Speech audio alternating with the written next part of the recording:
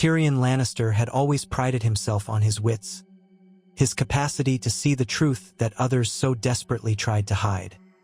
He was no warrior, and he knew it.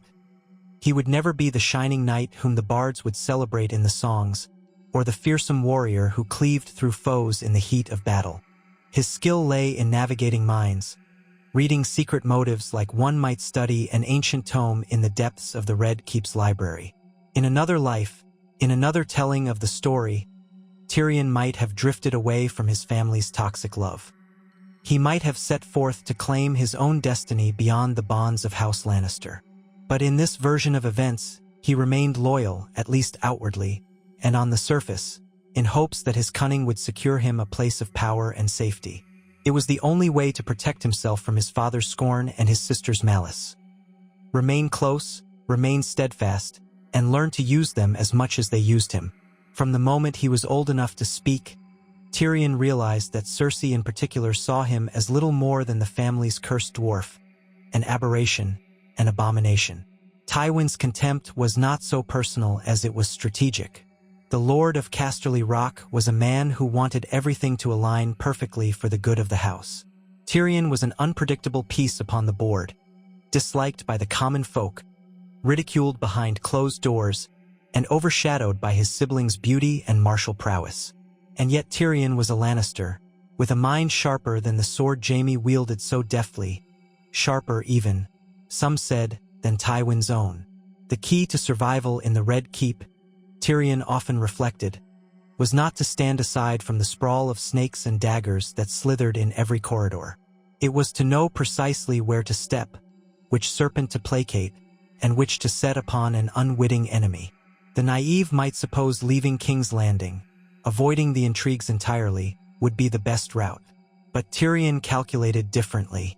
King's Landing was the heart of power.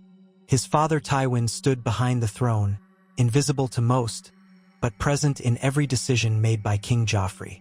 Cersei was Queen Regent, wielding influence only rivaled by her father and, perhaps, the cunning eunuch Varys or the sly Petyr Baelish. Staying close to them would be Tyrion's means to ascend from beneath their thumbs. So many had underestimated him over the years, dismissed him as a drunkard, a whoremonger, a small man with small prospects. But if he played his cards right, if he but smiled at Cersei's acidic remarks and carried out Tywin's orders with enough tact and subtlety, he might contrive a place for himself beyond their scorn, perhaps a place that could eclipse both father and sister in the cunning game that was sure to unfold. That was the seed of his loyalty. It was not love for Cersei, nor fatherly devotion to Tywin gods, no. Tyrion was loyal because it served his interests to be so. It was far too perilous to stand openly against his fearsome father. It was far too soon to confront Cersei directly. Better to earn enough trust that they believed they had tamed him, as though he were a docile dog seated at their feet, ready to snap at their foes. If it would buy him their secret or open endorsements, so be it. His decision was made, and it would shape the turning of every cog in the great machine of power that was King's Landing. The first significant test of this loyalty arrived when the news of King Robert Baratheon's sudden death spread throughout the city. Whispers in taverns, in hidden nooks of Flea Bottom, and in the airy corridors of the Red Keep spoke of poison, of a boar, of conspiracies in the hush of night. But Tyrion's own mind reeled with the knowledge that this was no mere accident. His sister's ambition was laid bare in the way she swiftly brought Joffrey to the throne, brushing aside the rightful heir according to King Robert's will, Stannis Baratheon. She had systematically rid herself of any direct threat to Joffrey's kingship. Some might have balked at such cruel cunning, but Tyrion admired the thoroughness of it. Still, the realm was left in a precarious position. Tywin dispatched Tyrion to King's Landing as Hand of the King, or at least as a hand in all but name during his father's absence. In the canonical version of events known in later lore, Tyrion's latent hatred for his sister, and his father's unceasing disdain, sparked a tenuous dynamic at court. But now, in this telling, Tyrion arrived in the capital determined to show them that he was an asset, not a liability. Yes, he was cunning, but he would prove that cunning served them best. It would never be entirely a pleasant alliance. His father's cold gaze would remain. His sister's barbed words would still slice into him, but he would bear it. And behind that stoic, witty mask, he would twist the capital's machinations for his own survival and for House Lannister's continued dominance, since that, ultimately, was what Tywin demanded of him. When he stepped foot in the throne room for the first time after King Robert's death, Tyrion felt the press of countless curious eyes. The Watchers had learned enough not to laugh openly, but still he sensed their silent scorn, that unspoken question. Why did Tywin Lannister send his dwarf son to rule in his stead? They expected the man to be a puppet, easily manipulated or dismissed. Perhaps that might have been the truth if Tywin had not recognized Tyrion's intelligence. And perhaps the Watchers might have been right if Tyrion had indeed come to the capital resentful. But no, he did not wear open resentment this time. He had a plan. Cersei met him at the foot of the Iron Throne, her skirts sweeping across the floor like a queen in all but official title, her golden hair framed eyes that flickered with hostility. She offered him a tension-laden greeting, half genuine, half mocking, for she could not entirely disguise her disdain for him. Yet Tyrion, with a short bow, simply said, "Well met, dear sister. I look forward to lending you my assistance. The king's domain extends far, and there is much to be done." She laughed. "I trust father has told you exactly what your place will be here?" "He has," Tyrion replied, "and I shall do my duty to the utmost." And though it was not lost on him how she narrowed her eyes, searching his features for any sign of rebellion, he let none show. Within the first days of Tyrion's presence in King's Landing, the ephemeral illusions of security that had blanketed the realm under King Robert began to unravel. The War of the Five Kings loomed. Northerners howled for retribution over Ned Stark's imprisonment, and soon after, his execution at King Joffrey's own decree. Stannis Baratheon declared himself the rightful king. Renly Baratheon likewise made his bid. Robb Stark rose in the north, rallying the bannermen to avenge his father. And across the sea, rumors of a young Targaryen queen with dragons at her disposal whispered through the city. Meanwhile, King Joffrey's cruelty chafed at the people. Riots erupted in the streets, and the Lannisters had to keep an iron fist upon King's Landing. For what good was a capital that turned on its own king? Cersei, as Queen Regent, sought to maintain control of her vicious son. But Joffrey would not be controlled, not by his mother's gentle entreaties and certainly not by Tyrion's cunning appeals. Yet Tyrion saw an opportunity here, if he could guide Joffrey's wrath in a direction beneficial to House Lannister, that might allow them to quash the city's unrest while also undermining the claims of rival kings. If he could make himself indispensable in the eyes of his father, if he could deliver Tywin's swift results, perhaps Tywin's grudging respect might grow. Perhaps, at the very least, Tywin might shield Tyrion from further humiliations. Early on, Tyrion recognized that Janos Slynt, the commander of the City Watch, was a problem. A man who could be bought, a man who would kill an infant if the gold was good enough, a man who had no true loyalty to House Lannister, no matter how much he professed it. Tyrion, in the canonical story, would have exiled him to the Wall out of moral disgust and strategic necessity, but in this telling, he recognized that if he played a subtler game, Janos Slynt could be guided to do precisely what Tyrion and Cersei needed. So instead of dismissing him outright, Tyrion invited him to his solar, pouring him a cup of wine, smiling that crooked Lannister grin. "I hear you're a man who values advancement," Tyrion said, swirling his own goblet. "We need that these days. The city is restless, and the king's justice must be enforced. The House of Lannister rewards those who serve it loyally." Slynt, thick-necked and coarse, nodded enthusiastically. "I serve the king and his hand, M-Lord. Always have, and always will, I'm sure." Tyrion offered a disarming smile. "But the times are changing, my friend. War is upon us, and there are traitors everywhere. If you wish to keep that comfortable position of yours, you must show unwavering devotion to our cause. Wouldn't you agree?" Slynt tried to read Tyrion's face, searching for a trap, but found only that easy grin. "Why yes, M-Lord." "Splendid," said Tyrion, leaning forward. "Then I'd like you to remain vigilant. If there's any sign of disloyalty within these walls, you'll bring it to me, or better yet, To the Queen Regent, yes. I will. How excellent. In that case, I see no reason why Janos Slynt shouldn't continue to rise in station and favor. The king wants loyal men around him. I'm sure my lady sister would be most appreciative of your support and would reward you handsomely.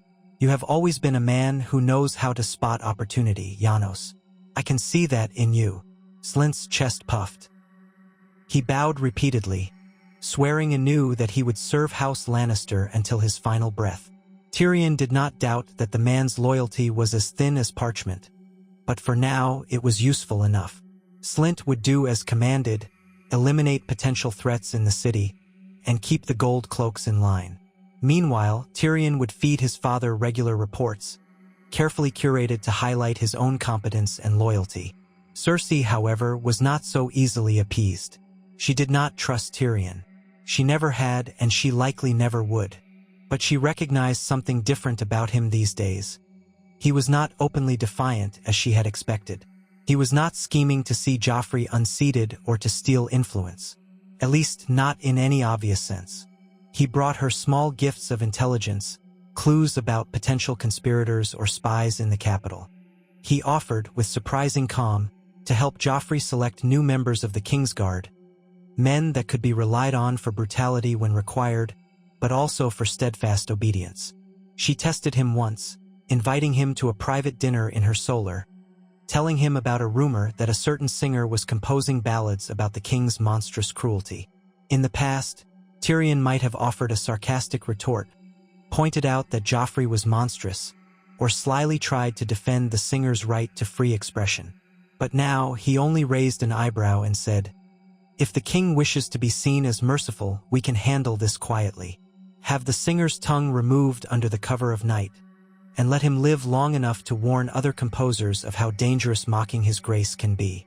Cersei, somewhat taken aback, stared at him, then barked a short laugh. "Well, well," she said, swirling her wine. "I see you have grown practical, little brother." He inclined his head. "I've always been practical. Perhaps you only failed to see it." She studied him, as though searching for a hidden jab, but when she found none, a slow smile curved her lips. That was the moment when Tyrion realized he had gained a small foothold in her trust. Not much, for she was paranoid by nature, but enough that she might share more information with him, enough that she might, on occasion, rely on him to handle less savory tasks. In truth, Tyrion's posture did not sit well with certain corners of his soul. He had never been cruel for cruelty's sake. His heart often bled for the powerless, for the fools that Joffrey toyed with, for the children who might starve in Flea Bottom. Yet he told himself time and again that loyalty, at least the outward demonstration of it, was the price of survival. If he revealed too much sympathy, if he undercut Joffrey's vicious impulses, he would be cast out or worse. He pictured the day when Tywin, grown weary of him, might cast him into the dungeon.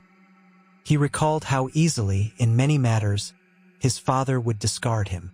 So he clenched his jaw and hardened himself, burying what empathy he possessed beneath layers of strategic stoicism.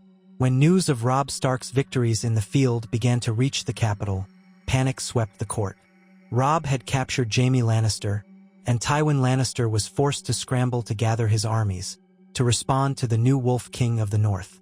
Cersei was beside herself with worry, for Jaime was more than just her brother. He was her golden mirror, her confidant, her rumored lover, though no one dared speak that out loud. Tyrion watched her break down in private moments, pacing her chambers, raging against the cruel fate that had her twin in Stark hands. When she turned to Tyrion for a solution, demanding that he figure out a way to bring Jaime home, Tyrion calmly replied that they should negotiate, but from a position of strength. "Offer Ned Stark's daughter, the younger one, Arya, is it? In exchange, keep Sansa as a guarantee of Stark compliance. Perhaps we can even force them to the negotiating table, but we need to show we hold power here. If we appear weak, if we simply beg for Jaime's release, Robb Stark will only tighten his grip on us." Cersei's lips trembled with rage. "You speak of trades as though Jaime were some worthless trinket. You wish to see him safely returned, do you not? You have taken Sansa Stark as a hostage. Use that advantage, but use it wisely. And how do we do that without letting the North see how vulnerable we are? Tyrion gave a small shrug. That is what we must carefully plot. For now, let Robb Stark believe we will treat Sansa as one of our own, so long as he does not harm Jaime. That might stay the wolf's hand, if only briefly. Then, once Father's armies regroup, we can open negotiations from a stronger vantage. Alternatively, if you wish a different route, we can send assassins. But that's a costly gamble, and if they fail, you know what revenge the North will bring down upon us. He held her gaze. For a moment, she looked as though she would slap him, but then she nodded, her posture weary. Father would say the same, I suppose. Tyrion bowed his head slightly, as if to agree. You know he would. In the darkest hours of night, when lamps flickered in the red keep's corridors, Tyrion remained awake, pondering how best to manipulate each piece on the board. Serving his father's agenda was no easy feat. Tywin demanded absolute success, no mistakes, and no leniency. That was the Lannister way. Tyrion dreaded the many ways things could go awry. Joffrey, with his unpredictable sadism, was a liability, a dangerously sharp blade that might cut the hand that wielded it. But a blade was a blade. If Tyrion could direct Joffrey's cruelty outwards, onto the realm's enemies, perhaps that cruelty would serve House Lannister. The next test of Tyrion's carefully balanced loyalty came in the shape of Littlefinger, Petyr Baelish, that cunning master of coin with soft hands and an even softer voice. Baelish had entangled himself with the Tyrells, with the brothels of King's Landing, with the great houses that might put him closer to the seat of power. Tyrion suspected the man's ambition knew no bounds. In another timeline, Tyrion might have matched wits with Baelish as an opponent, but now, with Tyrion quietly aligning himself with his family's interests, he calculated that an alliance with Baelish, however fragile, might yield results. He observed how Cersei or Tywin might want the Vale under control, how they might want the Tyrells placated or manipulated. Petyr Baelish had a knack for infiltration. If Tyrion could feed him the right incentives, he might slip into the right bedchambers or the right council meetings to secure secrets for the Lannisters. So Tyrion invited Littlefinger to a private conversation one early morning, in the small council chambers where only a handful of household guards stood watch outside. Their conversation began with pleasantries, laced with half-truths and gentle barbs.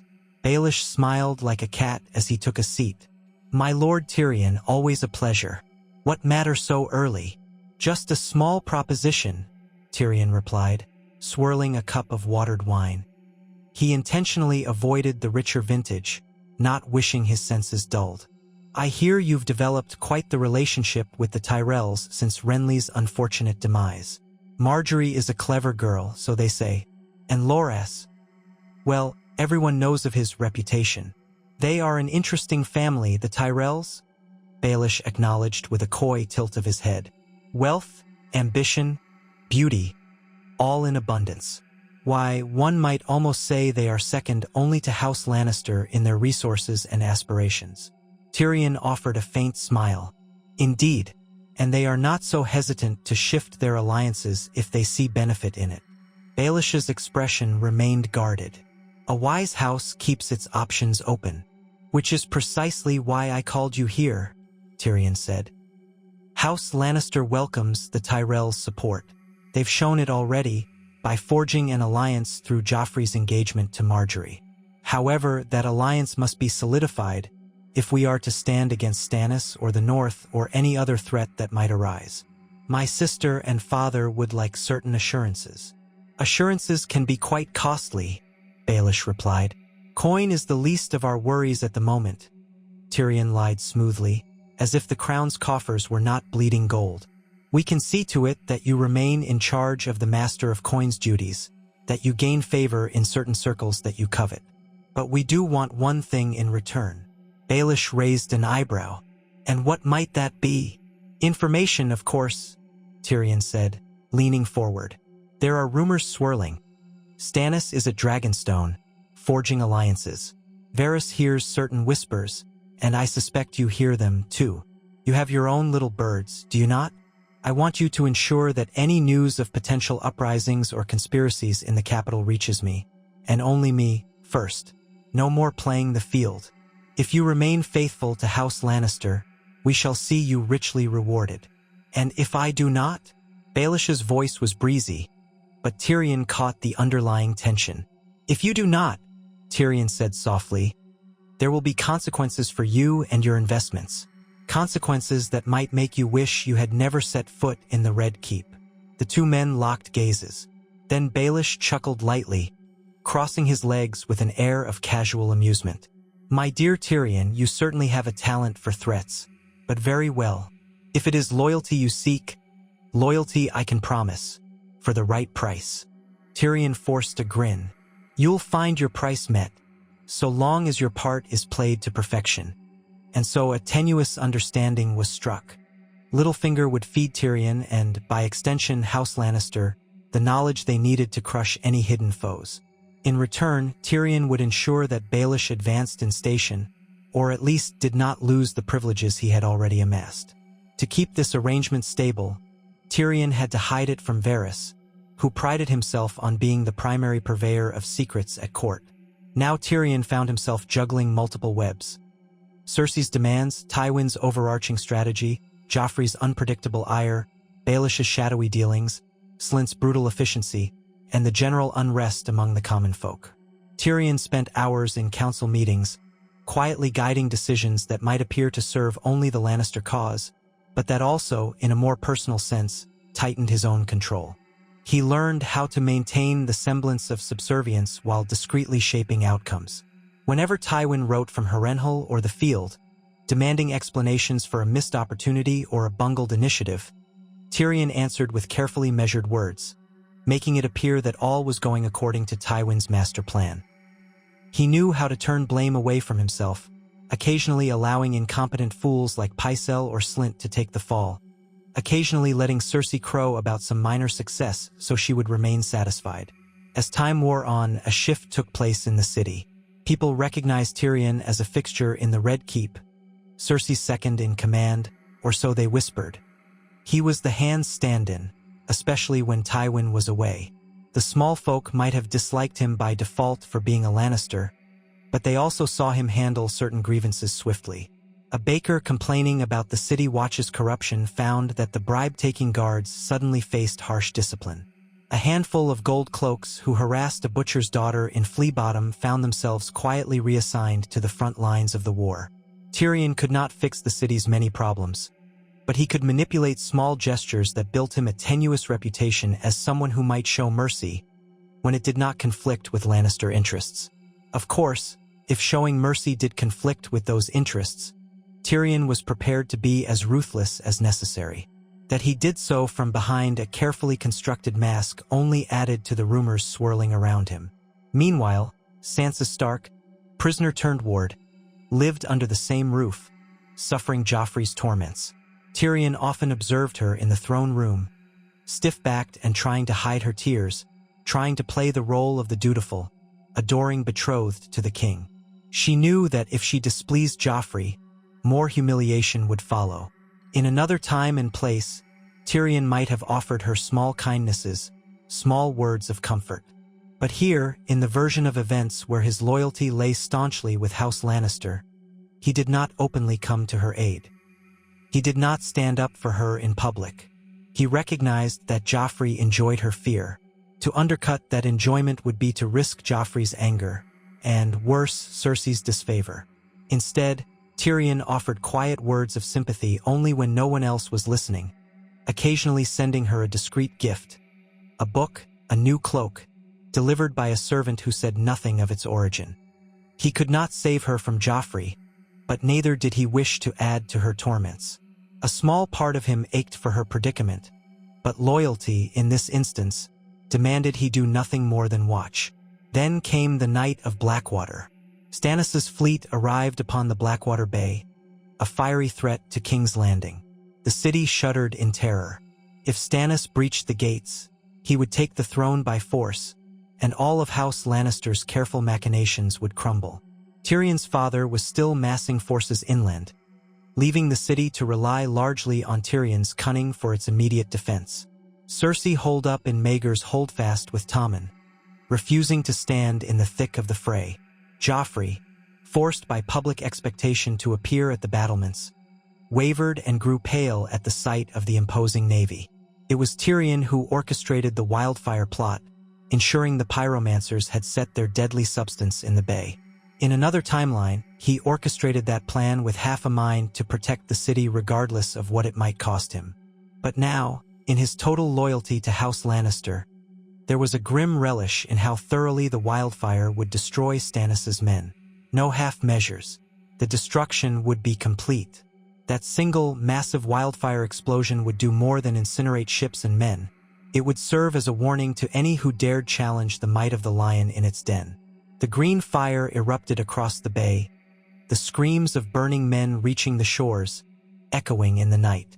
Tyrion, from his vantage point atop the city walls, watched with a mixture of horror and satisfaction. He hated war's butchery, but he had been raised to understand that power was maintained through shows of force. The people of King's Landing needed to see that their Lannister protectors would unleash horrors upon the realm's enemies if threatened. Stannis' assault was repelled, and at the crucial moment, when it seemed the battle might still be lost, Tywin rode in with the Tyrells, smashing Stannis' forces in a pincer maneuver. The city cheered for House Lannister's victory. They praised King Joffrey for his courage, and they also whispered of how Tyrion had saved them from the fires of destruction. But the aftermath was not kind to Tyrion. In the canonical account, he was badly wounded, left in a precarious position by his father's arrival. In this version, too, Tyrion was struck on the battlefield by one of the King's Guard turned traitor in the chaos, perhaps Ser Mandon Moore, though the details varied in the swirl of confusion. He lost consciousness, awakening days later in a small, sparsely furnished chamber, bandages wrapped around his head. Pain pulsed through him. One of Cersei's handmaidens stood watch, offering cold water. Tyrion's first question was, "Have we won?" The maid nodded. "Yes, my lord. Lord Tywin arrived with the Tyrells. King's Landing is saved." Tyrion exhaled, relief mingled with frustration. He should have expected to be cast aside so swiftly. He asked for his father. He asked for Cersei. Eventually, after much delay, they came to him. Cersei wore a triumphant expression, though Tyrion could sense something guarded beneath her surface. Tywin, stoic and cold, simply gazed at Tyrion with that unreadable expression. "You did well," Tywin said. Those 3 words from Tywin Lannister were a monumental praise, as close to fatherly pride as Tyrion might ever receive. How many did we lose?" Tyrion asked softly. "Plenty," his father replied, "but fewer than if we had not used the wildfire." "That was your idea, was it not?" "It was," said Tyrion. Cersei placed her hands upon her hips. "We are grateful, dear brother, but your wound. The maesters say you'll recover if you rest. Do so, and leave the matters of state to us until you're well." Tyrion recognized the dismissal in her tone. He was not to attend the victory celebrations in the throne room, nor the negotiations with Mace Tyrell. He was to rest quietly out of sight. It was convenient for her, and perhaps for Tywin, if Tyrion's role in saving the city remained overshadowed by Joffrey's bravery and Tywin's timely arrival. But Tyrion swallowed his bitterness and reminded himself that in this version of events, he had chosen loyalty. He would keep playing the game. So he rested, healing slowly, while the city roared with the aftermath of the war's turning point. Joffrey was betrothed to Margaery Tyrell, forging the alliance that would fuel further Lannister dominance. Sansa Stark was cast aside by the king, though she remained a prisoner, no longer a prospective queen. Tyrion watched from afar, creeping about the keep's corridors in bandages, hearing the rumors that the Tyrells were installing their own spies and agents, that the Lannister hold on the capital was secure but never uncontested. When he finally recovered enough to resume attending the small council, he found Margaery seated near Joffrey, playing the role of a sweet, generous bride-to-be. She distributed alms to the poor, hosted feasts to win the hearts of the populace, and overshadowed Cersei's once unchallenged presence as the lady of the court. Cersei, for her part, seethed beneath the surface. It fell to Tyrion to mediate the inevitable tensions that cropped up between them. More than once, He found himself quietly advising Cersei not to let her jealousy show too openly. "The Tyrells are allies, dear sister," he reminded her in hushed tones. "We need them as much as they need us. Act accordingly." She glared at him. "You think I need your counsel on how to act? I think you value father's plan," Tyrion retorted. "His plan is for Marjorie to bring the Reach's gold and grain to support King's Landing. That means we must endure their presence, even if it chafes." She turned away, face flushed, but said nothing more. Tyrion took that as a sign that she would heed him, at least for now. Meanwhile, Sansa slipped further into despair, overshadowed by Marjorie's new star. Joffrey took delight in tormenting Sansa whenever he had a moment to spare, using her as a punching bag for any slight. Tyrion, though determined to remain loyal to Cersei and Tywin, found it increasingly difficult to watch the torments inflicted on the girl. But loyalty demanded that he look the other way. If it was a choice between saving Sansa and saving himself, he knew which path he must choose. One day, Shae, Tyrion's secret lover, or in this version, at least a companion whose presence eased his lonely nights, pointed out the cruelty Joffrey inflicted on Sansa.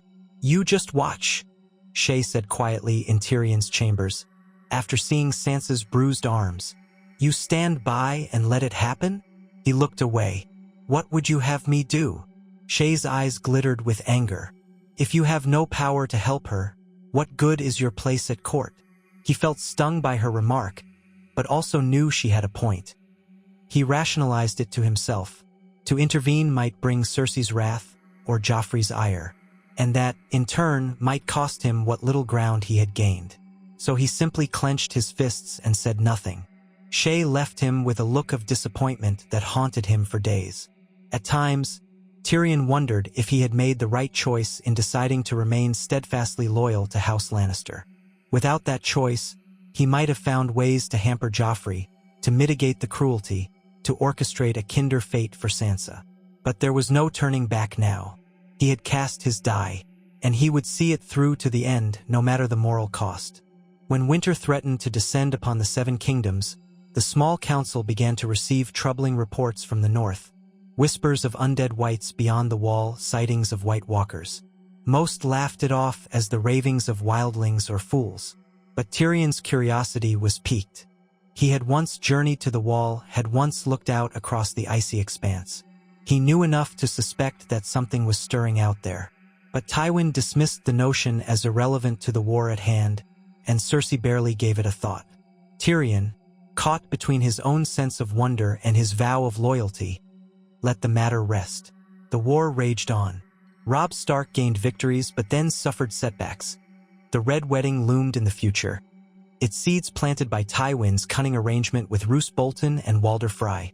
Tyrion had no direct part in planning that horrifying betrayal in this telling. Tywin worked on it in secret with his chosen conspirators. Tyrion suspected only that something was afoot. He recognized the hush around certain dispatches, saw the flicker in Tywin's eyes whenever the subject of the twins arose. But Tyrion did not pry. He told himself that what he did not know, he could not spoil. The Starks were enemies, after all, and in war one must do what must be done. Then came the wedding in King's Landing, the grand spectacle of Joffrey's union with Marjorie Tyrell. The city sparkled with color and opulence, feasts laid out to feed thousands. The spectacle carefully arranged to show that the Lannisters and Tyrells were as one. Tyrion sat with the other High Lords, exchanging polite pleasantries. He drank from his goblet sparingly, unwilling to let himself become too drunk in the swirling politics of the day. He spotted Sansa in the crowd, wearing a forced smile, looking like a trapped bird. He saw Shae among the servants, though he had tried to keep her far from the festivities. If Cersei or Tywin ever discovered that she was more than just a casual bed warmer, the consequences could be devastating. Across the wedding tables, Tyrion noted how Joffrey had grown increasingly unhinged with power, how he constantly sought new ways to humiliate guests, to display his might. The king demanded a tasteless pantomime mocking the War of the Five Kings, complete with little dwarfs jousting. Tyrion did his best to hide his disgust, swallowing back the bile in his throat. But he played his part, clapping politely as Joffrey commanded. There would be no open defiance from him here. Not now. In the canonical version, Joffrey's wedding ended in the king's death by poison. But in this alternate path, Tyrion, loyal to Cersei and Tywin, had discovered subtle hints of a Tyrell plot. Littlefinger's murmured words had given him insight. The Tyrells were not entirely content to have Joffrey rule. They had begun to see him for the monster he was. And so Tyrion, suspecting that they might move against Joffrey at the wedding, quietly acted first. He instructed certain tasters to be present, disguised among the servers, ready to intercept any suspicious wine or morsels. He ordered the kitchens reorganized at the last moment, ensuring no single person had access to the king's chalice. Thus, the Tyrells' attempt, if indeed that was their plan, to poison Joffrey was thwarted. The king survived his wedding day. Instead, a minor knight from the Reach died in the corner of the feast, clutching at his throat, choking on wine that had been intended for Joffrey. The festivities erupted into chaos as guards rushed to secure the king, grabbing the knight's cup in frantic confusion. By the time the dust settled, it was too late for the unknown knight, and the wedding ended on a note of panic rather than tragedy for the Lannisters. In the aftermath, Cersei and Joffrey demanded to know who had dared attempt such a plot. Tyrion, with Baelish's help, spun a partial truth. The Tyrell kitchens or their servants must be responsible. Perhaps they sought to remove Joffrey from the throne and place Margaery as a mourning widow, free to remarry someone more pliable. But we have no proof yet. The Tyrells, for their part, feigned innocence, claiming they had no knowledge of any such plot. Margaery wept convincingly, outraged that anyone would attempt to steal her wedding day's happiness. Tensions soared in the Red Keep. Whispers of betrayal abounded. And in the middle of it all, Tyrion managed to gain a tighter hold on Joffrey's confidence. Joffrey, for once, looked at his uncle with a flicker of gratitude, albeit fleeting. The king turned to him and said, in that cruel, imperious way, "You have saved me from a cowardly attempt, uncle. For that, I suppose I should thank you." Tyrion bowed his head. "It is my duty to protect your grace." Cersei, overhearing, found herself forced to mutter agreement, though Tyrion could see the silent wheels turning behind her gaze. She might wonder how Tyrion had found out about the poison. She might worry that it was Tyrion himself who orchestrated the attempt, only to swoop in as the savior. Such suspicions would likely never leave her mind completely. Tywin, too, might suspect that Tyrion had grown more cunning than ever. But for now, they accepted his story at face value. This partial victory came at a price. The Tyrells, who had previously been content to play the docile allies, now grew more wary. Margaery, in private, must have raged at how her family's plan had been discovered. She began to lay subtle traps for Tyrion, trying to catch him in a lie or a misstep. She charmed Joffrey relentlessly, playing the doting queen. She built alliances among the ladies of the court, forging new relationships with noble families who found Joffrey's cruelty distasteful. Tyrion watched her from a distance, marveling at her skill in weaving an ever-tightening net around the king. Yet Tyrion held the advantage of the Lannister name, the presence of Tywin's armies, and the fear that Joffrey's unpredictable violence instilled. Margaery could not openly move against him without endangering her family's alliance. So a cold war of secrets began between Tyrion and the Tyrell queen, each seeking to gain leverage over the other. At council meetings, they spoke politely, even complimenting each other's cunning, though each recognized the other as a threat. Beyond the capital, the War of the Five Kings was drawing to a close. News of the Red Wedding arrived, and with it, the downfall of Robb Stark. The Northern Lords were thrown into disarray. House Bolton took over as the Lannisters' proxy in the north. Cersei declared it a glorious victory. Tywin quietly accepted the gratitude of the realm for ending the war with such decisive cunning. Tyrion said little, swallowing the knot in his throat as he pictured the slaughter. Morally, he was disgusted. But in terms of loyalty, it was yet another sign that Tywin would stop at nothing to secure Lannister dominance. And so would Tyrion, if he wished to remain in his father's good graces. Now, with Stannis retreated to the north to confront rumors of the greater threat beyond the wall, and with the Targaryen girl rumored to be gathering her forces across the narrow sea, Tyrion knew the game would only grow more dangerous. The Lannisters might have subdued the north and the Stormlands for now, but new storms brewed across the seas. Dragons were whispered to have risen again, and in taverns across King's Landing, people quietly spoke of Daenerys Targaryen as the last hope to break the Lannisters' cruel grip. Tyrion watched these developments from the vantage of the small council, listening to reports of sellswords flocking to Essos, hearing of the unsullied army that Daenerys had acquired in Astapor. One evening, as Tyrion dined alone, he contemplated whether it might benefit House Lannister to negotiate with the Targaryen queen. She was a wild card. If she truly had dragons, she might threaten all of Westeros, no matter how many alliances the Lannisters forged. Yet Tywin's stance, as always, was that Targaryens were rebels and usurpers unfit to rule. Tywin would never willingly cede power or even entertain peace with a Targaryen. Cersei, for her part, dismissed Daenerys as a child queen playing with fire, though Tyrion suspected Cersei feared the possibility that Daenerys might come for them one day. Loyalty compelled Tyrion to draft letters on Tywin's behalf, addressed to certain houses in Westeros, emphasizing the penalty of treason for anyone who dared support the Targaryen claimant. He wrote these letters carefully, ensuring that they bore Tywin's crisp tone, that they conveyed an iron threat. Disloyalty would be met with fire and gold in equal measure. Fire for the houses that refused to bend, and gold for the houses that exposed their neighbors' treachery. The realm seemed to teeter on a knife's edge of fear, battered by the last war and bee. Inside the Red Keep, Tyrion realized that Joffrey's madness was only intensifying. With Marjorie's subtle manipulations, Joffrey was encouraged to show kindness to the people. He threw lavish feasts, gave away small tokens of gold in the streets, but underneath the show, his appetite for cruelty continued to grow. He found new ways to torture animals, new ways to break the spirit of lesser courtiers who displeased him. Tyrion observed him from a distance, uncertain how to harness that violent energy. On his worst days, Joffrey ordered random executions, and Tyrion or Cersei had to scramble to contain the uproar. Cersei eventually confronted Tyrion in the privacy of her chambers. "You see how he's getting worse?" she whispered, fear flashing in her eyes. "If father cannot control him, who can?" Tyrion shrugged. "He is king. No one can truly control a king who lacks restraint. Perhaps if you indulged him more carefully, steered him away from certain impulses, he would not lash out so wildly." She sneered.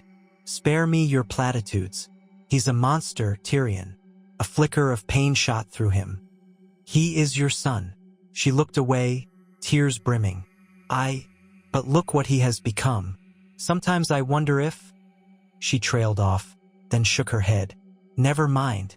Just help me. If you're so cunning, find a way to keep him in line." Tyrion exhaled softly. "I will do what I can." And so Tyrion embarked upon another delicate mission, controlling or at least limiting Joffrey's destructive impulses. He began by subtly praising the king whenever Joffrey showed a hint of restraint, an encouraging smile, a softly spoken word of approval. He recognized that Joffrey, for all his arrogance, still sought validation from those he regarded as intelligent or respected, and Tyrion had cultivated a reputation for intelligence. At times, Joffrey beamed with twisted pride when Tyrion applauded some brutal but strategic decision, such as punishing a rebellious minor lord who refused to bend the knee. Tyrion was careful to define the lines of acceptable cruelty. "Yes, your grace, it's wise to make an example of a traitor, but do not burn the entire town, or you'll lose valuable resources and tax revenue." In that way, he shaped Joffrey's brutality into a semblance of method, if not sanity. It was a risky endeavor, for if Joffrey suspected any attempt to manipulate him, he might lash out at Tyrion. But Tyrion's loyalty acted like armor. Joffrey had begun to trust that Tyrion would not undermine him. He saw Tyrion's cunning as an asset to his reign. Slowly, this tempered Joffrey's wilder outbursts, at least within the capital. Tyrion took no pleasure in being the king's monstrous caretaker, but this was the path he had chosen, and he would see it through. Meanwhile, Tywin quietly consolidated power with the Tyrells, ensuring that Marjorie's family remained bound to the Iron Throne, no matter how many private misgivings they had about Joffrey. The Lannisters and Tyrells might have been an uneasy alliance, but it served them both to quell discontent in the realm. The Reach provided food and soldiers, the Crown provided legitimacy, and the faith of the Seven was appeased through grand gestures. All the while, Tyrion wrote letters on behalf of his father, forging alliances across the sea in Bravos, Pentos, Lys, any city that might supply the realm with resources to face the possible Targaryen threat.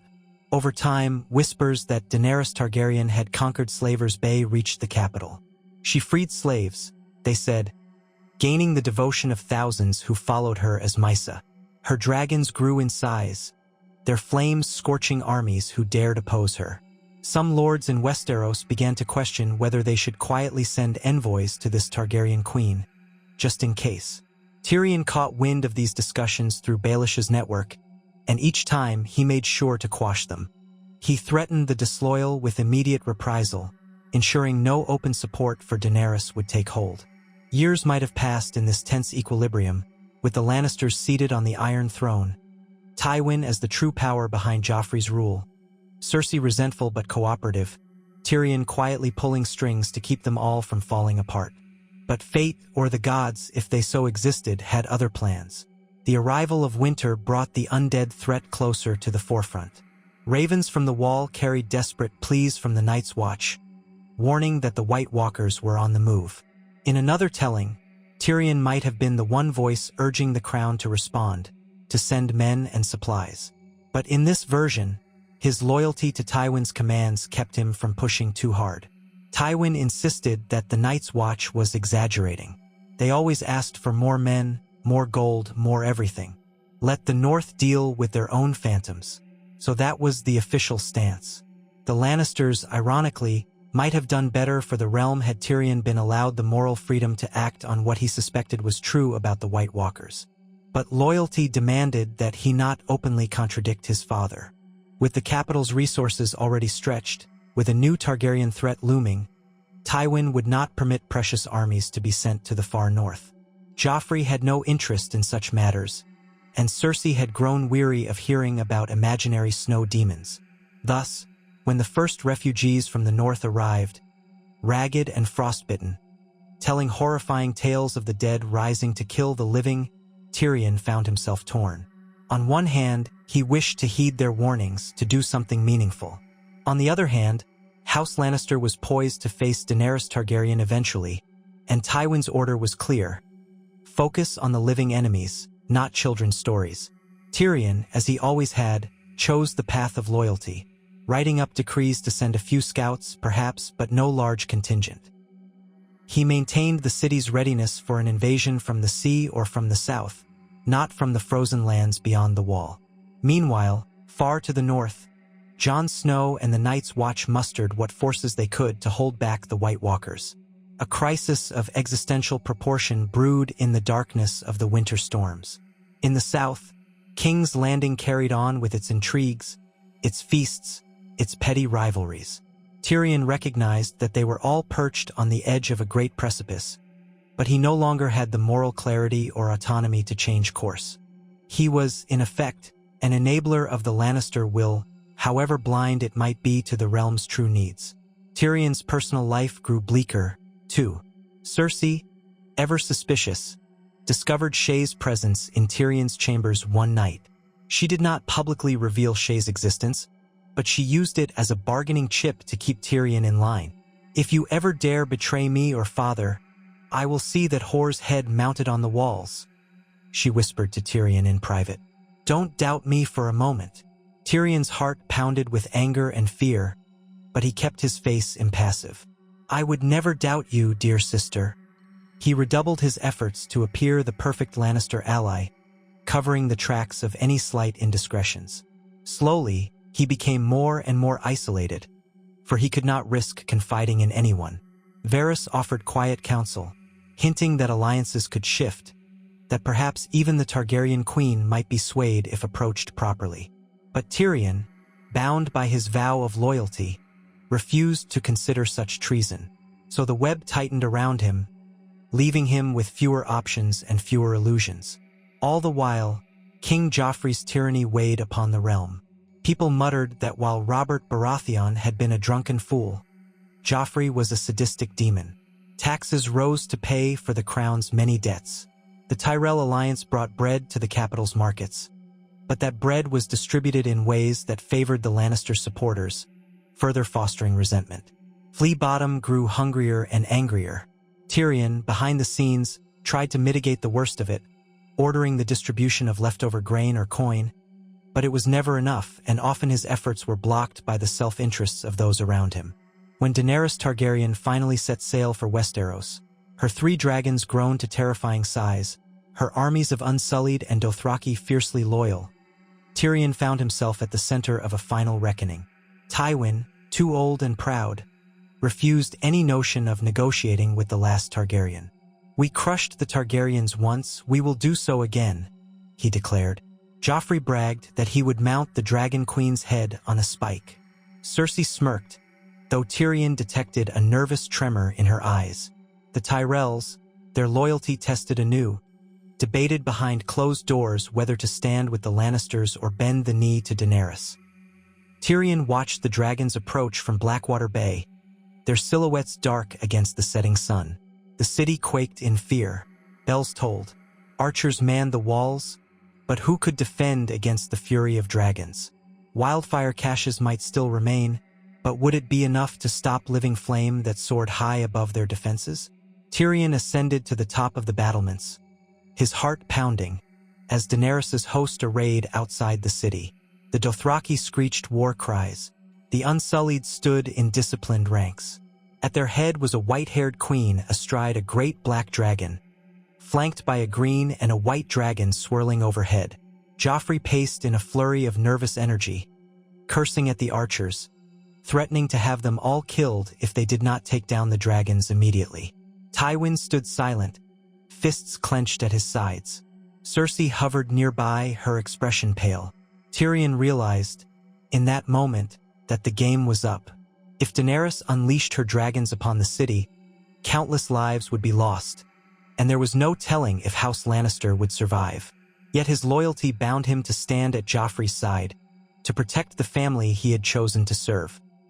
He could almost hear the whisper of another destiny, one in which he might have fled the city, found a way to counsel Daenerys or at least broker peace. But that was not his path.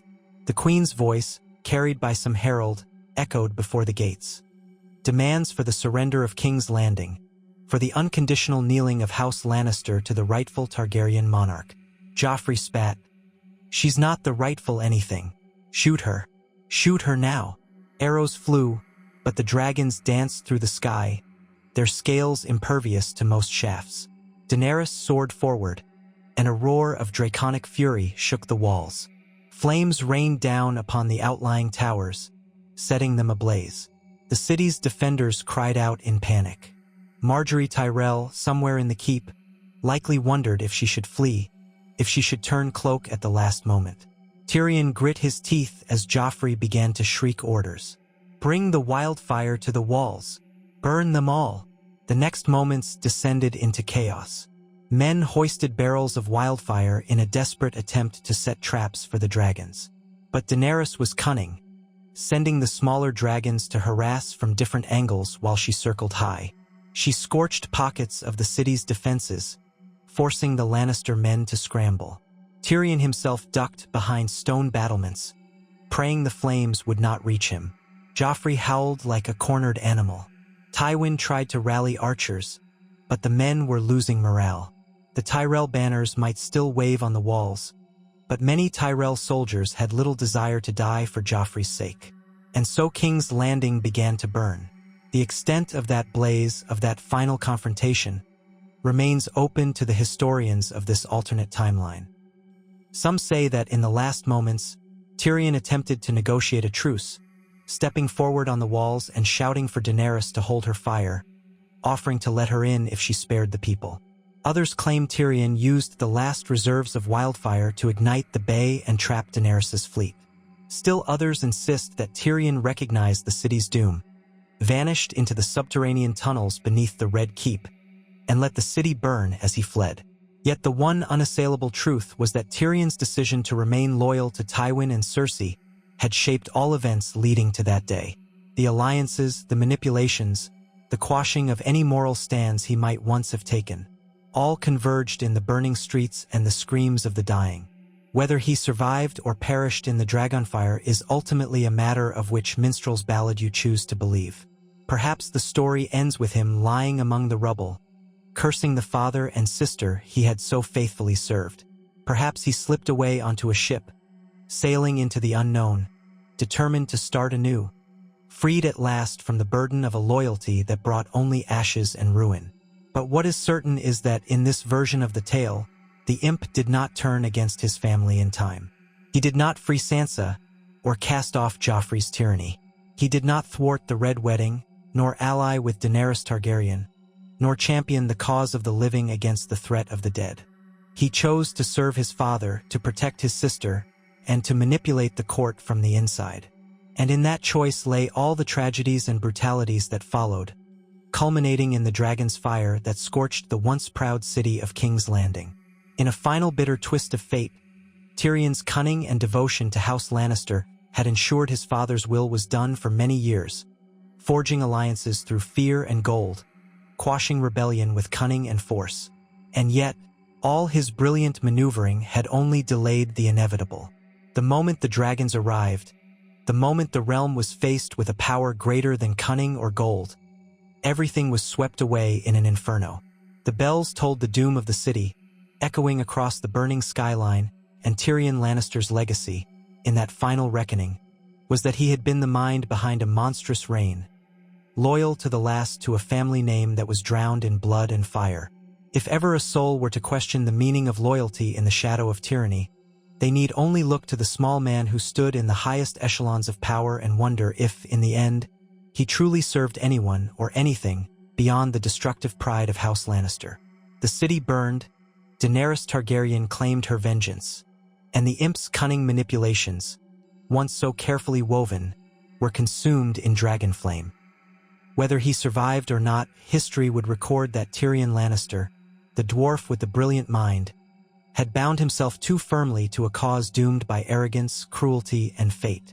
And that is how the story of his unwavering loyalty would forever be written in the annals of Westeros.